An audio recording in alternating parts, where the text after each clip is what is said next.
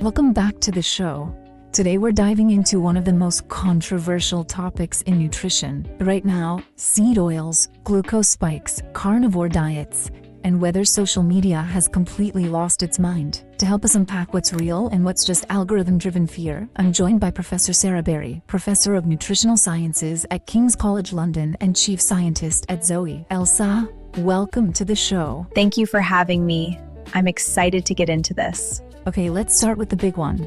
Are seed oils actually toxic? No, they're not toxic. And when we look at high-quality human trials, we don't see evidence supporting that claim. But online, they're being blamed for inflammation, heart disease, even cancer. Most of those claims come from lab studies or theoretical biochemical pathways. When we look at randomized controlled trials in humans, replacing saturated fats like butter or lard with seed oils actually improves cardiovascular risk markers. Right? So where is the confusion coming from? Seed oils are often found in ultra-processed foods, so people associate the oil with a health issue when really it's the overall dietary pattern. So it's not about one ingredient, it's about context. Exactly. Nutrition doesn't work in isolation. Another huge trend right now is glucose monitoring for everyone.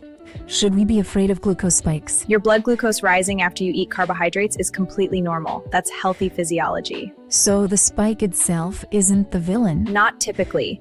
What can matter more is the dip that follows a very large spike. Some research shows that bigger dips can make people feel hungrier and eat more later in the day. So what's the solution? Cutting carbs? Not at all.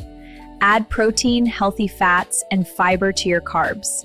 That slows digestion and smooths the glucose response. So oats aren't the problem, it's how you eat them? Exactly. Add nuts or seeds.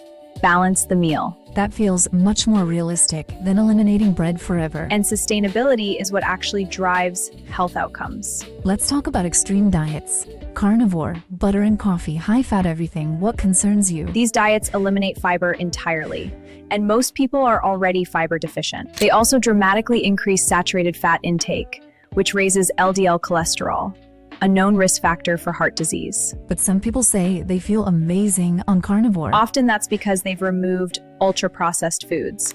But you can remove ultra-processed foods without eliminating all plant foods. We have decades of research supporting dietary patterns rich in fruits, vegetables, whole grains, nuts, and olive oil. So extreme doesn't equal optimal. Usually the opposite. What about anti-inflammatory diets? Are they real? There's no magic anti-inflammatory food, but dietary patterns rich in colorful fruits and vegetables, nuts, seeds, oily fish, and extra virgin olive oil are consistently associated with lower inflammation markers. So it's the Mediterranean style pattern again? Yes.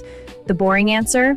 Balanced, plant-rich, minimally processed diets. Sounds like the common theme here is that social media loves extremes, but the science supports balance. Exactly. Nutrition is nuanced, and health is built on patterns over time, not one ingredient or one meal. Elsa, this has been incredibly clarifying. Thank you so much for coming on. Thank you for having me. If this episode helped you rethink nutrition myths, share it with someone who needs to hear it. And we'll see you next time.